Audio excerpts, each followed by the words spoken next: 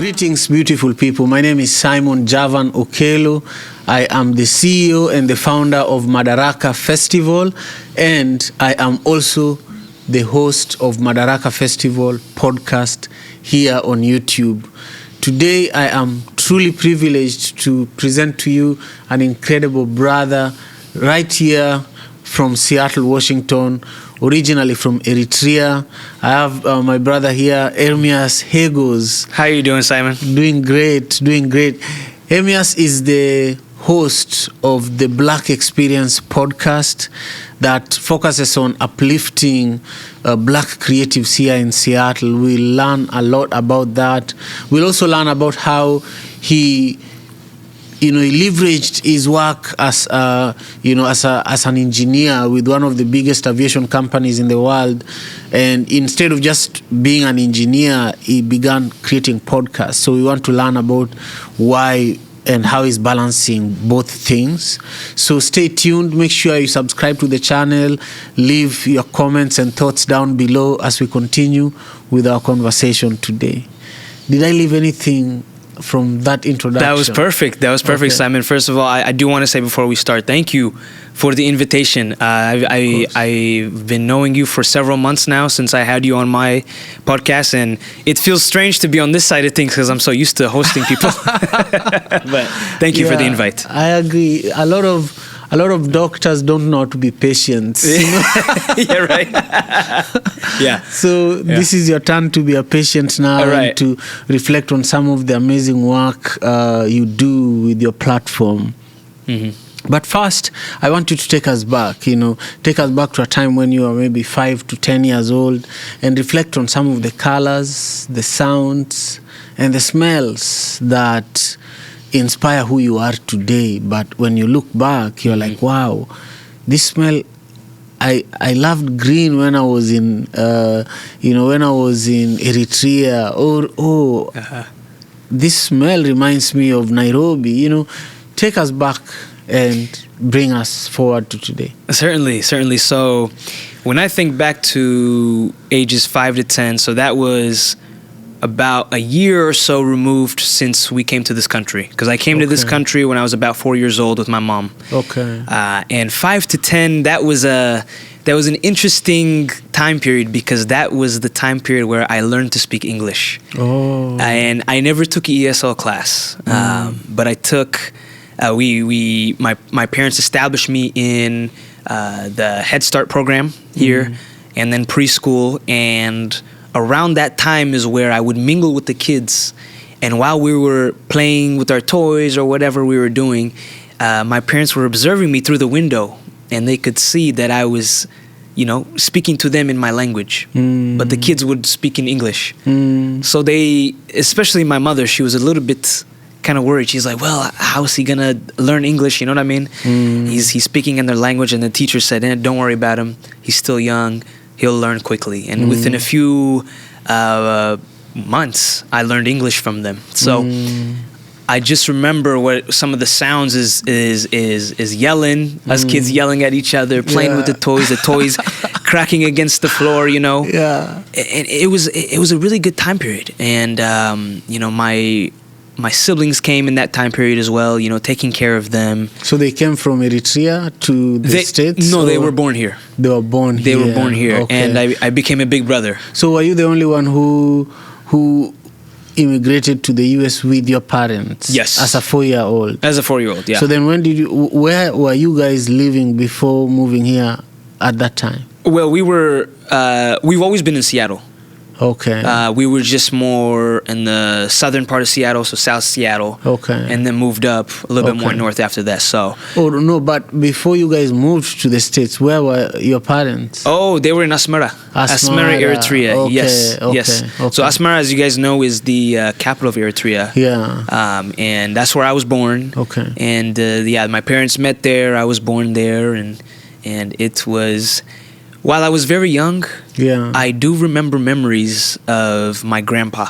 So on my dad's side, I grew up with my grandpa there, and he was one of my closest family members there. I remember him just always treating me to some sweets. I like sweets. He likes sweets. The what sunny kind of weather. sweets are available in Asmara? Because a lot of African countries have a lot of sweets, especially dried fruit and different things, But I'm curious. So we have a lot of similarities to Arabic sweets. Right. Like we have something called temri. But temri is really just dates. Dates that the Arabic people eat that has a seed in the middle. Yeah. That's one of my favorite sweets that we used to eat. There's, of course, soda like Coca-Cola, Fanta, Sprite. Everyone goes crazy. The glass version, by the way. Yeah, the Fanta there is tastier, right? Smooth. Yeah. Very smooth. Yeah. And so just those kind of sweets, cookies, everything like that. Those were my favorite memories. I still have a sweet tooth. Yeah. But I just remember those memories very vividly. Yeah. Very vividly. It's not a lot of memories, but those memories of my grandpa, family members taking care of me, the sunny weather, the going to church. My mom would always take me to church with her. Yeah. Some of my memories from that period. Yeah, I love it. Yeah. Now, when you think about that, and just your growth now here in the diaspora in Seattle, from that point to you now working in corporate America and being a podcaster, share with us just some of the things that keep you going, keep you driven. That I've seen you through the education system in America to this point, Family. Yeah. Family, Simon, because, whenever, obviously, school has its challenges, ups and downs, but what you have to realize is, and what I realize is slowly, that when those challenges would arise, I would think back and say, hey, well, I have to get around this. That, like, it leaves me no choice, because we did not come all the way thousands of miles away from a small country in East Africa, on the Horn of Africa, all the way here to the U.S. for nothing, right? We came here to get the educational pursuits done, get the job, send money back home, similar to what a lot of immigrants do. And so remembering where we came from was a big motivator for me. Anytime a test would be a little bit challenging, anytime a classmate would be difficult, a teacher, a topic, whatever it is, family would motivate me. That's number one. I would say number two would probably be just, I always had a hunger to grow. I just always was fascinated about, man, what would it look like? What's the Ermias after getting through this challenge? What's the Ermias after getting through this tough test, this tough exam, tough assignment, whatever it is? And that just drove me. That just drove me to continue to grow, continue to learn. And I would say I got that from my mom. I think my mom had that, my dad had that, both family, both parents. But I think just that hunger to grow and say, hey, how high can you go? How high can you fly? Right? That really drove me. And curiosity. Always asking questions, not being afraid to ask the dumb questions, I used to think there was dumb questions, but now I don't. Now I just ask away. Yeah. And also failing. A lot of the time, we are with people around us that scare us from taking risks and that hold us back. Scare us from failing. But I realize that some of the most successful people are people who have learned that failing is the biggest indicator of learning, If you're not failing, then you're not learning, Come on. Yeah, so I love that. Now, share with me how then you find time. Many Africans who are living in America, or many people who live in America, once they have one stable full-time job, that's it. The weekends are for other things. Just relaxing. Work-life balance is very important. But then you're podcasting, and podcasting is really a full-time job in itself. Oh yeah. Yeah, when you forget about the production time, when you're now on set with a guest, there's the pre-production work. You have to do the research on who your guest is going to be, reach out to them, convince them to come to the show, communicate with them and get them there. Yeah.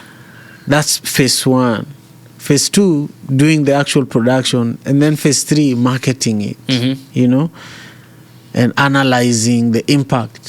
So many steps. So many phases. Yeah. Meanwhile, you still have your job, you still have family. Yeah. Why did you decide to get yourself into this situation? Oh, man, I ask myself that every day. Why can't I just relax? Yeah. You know, and I don't know, man. I mean, a lot of people ask me, you know, how I got into the podcasting. And like I was telling you before, it was not my dream to be at Colors, to be teaming up with you, Simon, to have you on my podcast, to have over 100 episodes. If that was the dream, and I've accomplished everything then because that's happened. But it kind of just came up over time. So COVID, if we go back to 2020, that was a very difficult period for me. Mentally, physically, being away from college, knowing that I should be in college making memories. I got very bored during that time. So every time we'd finish our online classes, I always had a drive. I had a YouTube channel. Actually, it's still up there. There's still some very cringy videos of me, Ermo time. But that was just a channel I made with my friends just to post vlogs, basketball challenges, whatever. This was in me in high school. During COVID, I felt like motivating people. I felt like a motivator out of nowhere. And so I would post on SoundCloud these 4 to 5 minute videos of me just saying, hey, you can do it. You know, just the classic things people say. Yeah. And from there, we come back from COVID, and I looked around my university. My university, Western, was not very diverse. And so I wanted to provide a 5-part episode where I said, hey, there may not be a lot of Africans or people that look like you here, but you can still come here and make friends. That was just a side project, a personal project for fun. No one paid me, nothing. And over time, more and more people said, hey, come record me. Hey, I want to be on this too. Hey, do this. Hey, do that. And here we are now. So it was a slow, gradual effect of people coming my way, me realizing that, hey, I actually enjoy this. Like I know I said, when do I relax? Podcasting is a way of me relaxing, actually. Believe it or not. I feel the same way. I feel the same way. Of course, you may be a little bit nervous before the show. Yeah. But when I'm face to face with someone like we are right now, I'm relaxed. I'm cool. I love talking with people. Yeah.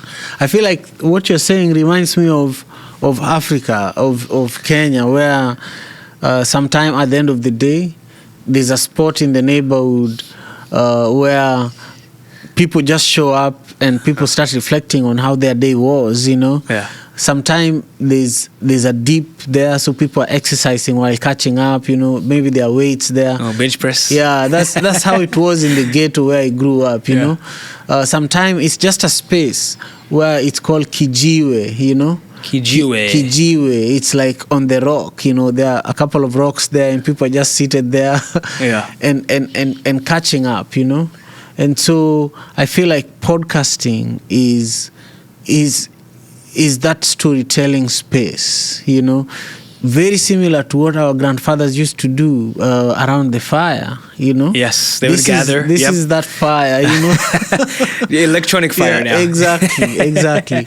And so right now we are the griots, we are the storytellers of our time. This is how it's done. But way back it used to be around the fires and so on and so forth. Yeah, you know? People think podcasting is new. Podcasting technically has been going on for decades and years, you know, just in a different form, in a different way. Yeah. I remember on our episode too, we talked about that because I was asking you like how you got into your music. Yeah. And you always emphasized community. Yeah. And I remember when you went back to Kenya, you were doing your songs and the community was around dancing with you, singing with you. Like community means so much. Yeah. You know, especially back home where we come from, and that's just me kind of bringing a taste of East Africa to the US, I guess, to the podcast. Yeah. Speak about some of the impact that you've had with your podcast. You know, for example, recently you had a really successful event. Oh yeah. paint a picture of how that was. Okay, picture this.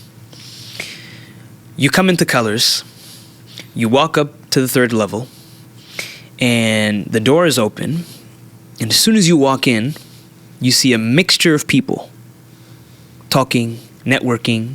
You see a group of people sitting down eating some delicious East African food, some injera, some beef stew, some lentils. On the side, you see bunbuna coffee ready to go. My mother and her friend ready to serve you. It was a vibrant community of a mixture of people indulging not only in my culture, but as well as within themselves. And that was my goal. Because my goal was this.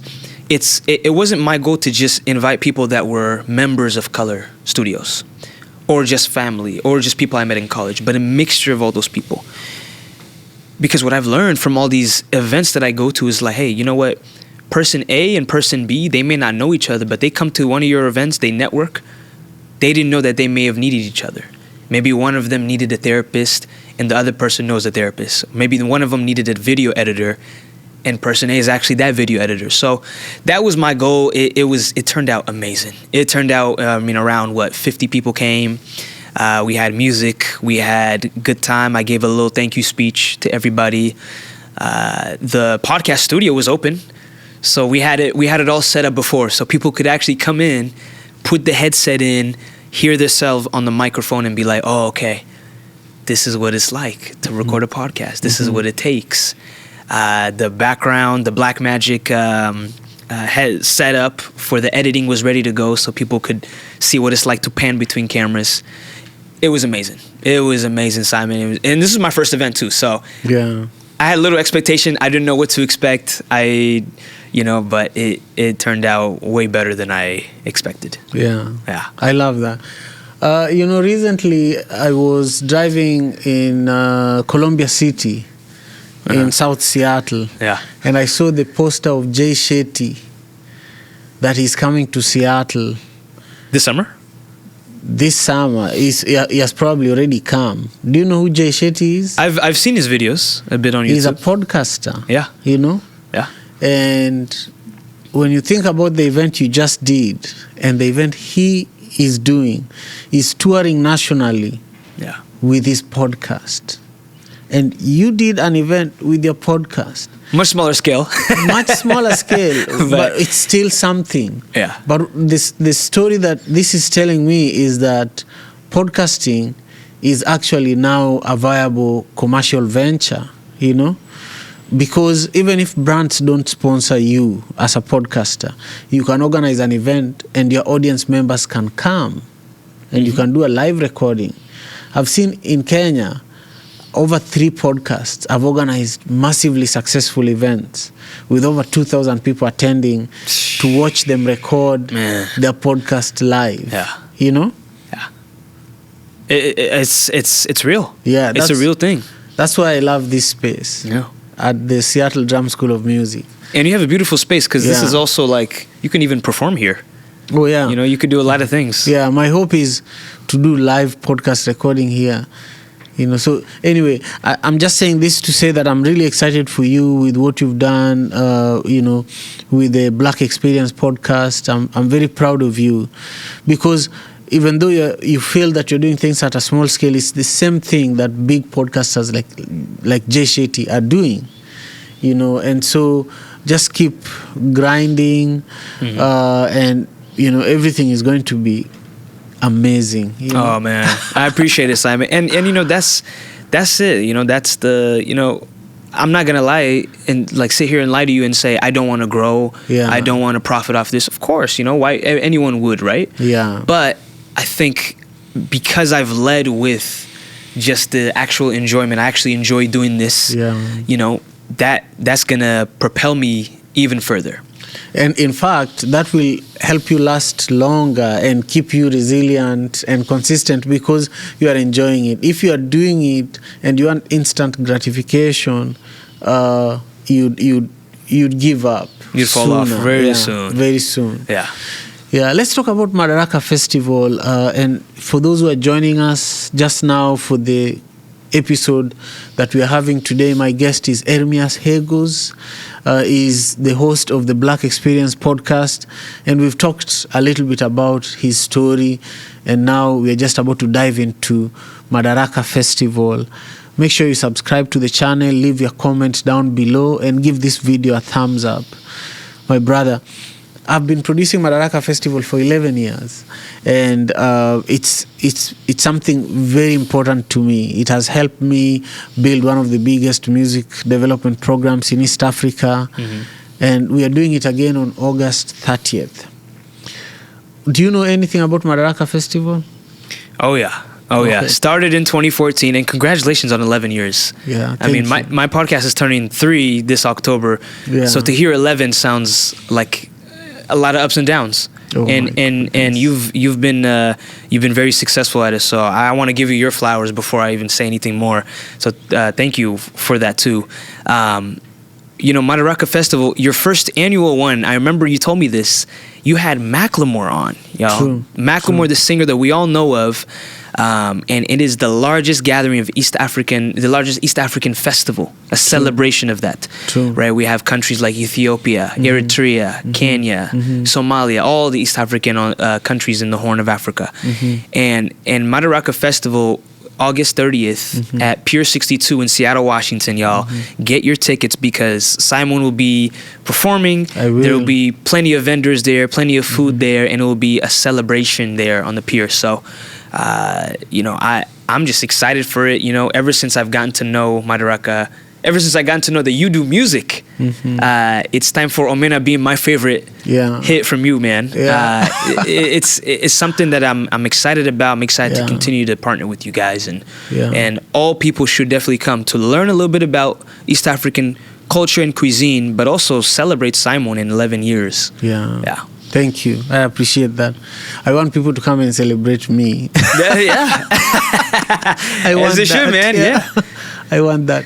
Anyway, so I want you to take a minute, look at this camera, and invite people to join us Saturday, August 30th. Yes. At Pier 62. Yes, and absolutely. Then, so let's do that first. Let's do it. So, yes, y'all, August 30th, 2025. Get your tickets. Come to Pier 62 Madaraka Festival, headlined by Javan Okelo is performing. There will be plenty of vendors. I will be there. The Black Experience will be there. I'll have a little table. And so stay tuned. Come meet new people. Come enjoy some delicious East African food and hear some great music by Simon. So don't miss it. Thank you. Also ask them to subscribe to the Madaraka Festival YouTube channel. Yes. And definitely hit that subscribe button for the Madaraka Festival YouTube channel. Comment down below what you guys' thoughts are, how excited you guys are. If you guys got a ticket, comment down below too. Got my ticket. And stay tuned for that. So hit that subscribe button. Now look at that camera and let everyone know how they can support you and the Black Experience podcast, and how they can stay connected with you on social media. Absolutely. So you guys can catch my episodes on Spotify, YouTube, or Apple Podcasts. It's on all 3 of those platforms. Every Wednesday, I'm dropping a new episode. If you want access to all my episodes that I've ever done from the time before I was recording with video, go to Spotify. It has all 100 plus of my episodes with my 100 plus guests. I will drop some links in the description as well, a link to all my platforms, so my Linktree, and as well as if you want to support me financially, a Buy Me a Coffee link will also be there too if you guys want to support the movement and what I'm doing here. And so thank you so much for that, and make sure to subscribe. Perfect. Thank you so much to everybody who joined us today.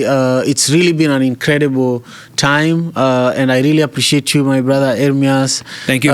Thank you for all the amazing work you do. It's really hard to even produce one episode. Yeah. So I have a lot of respect for podcasters and creators who, think about ideas and then they put it out there for the world to see it, whether it's just one view or one listener. You've done the work, So I really appreciate you, and I'm very proud of you. To our viewers, thank you, and see you on August 30th at Pier 62 for Madaraka Festival's 11th year anniversary. Peace.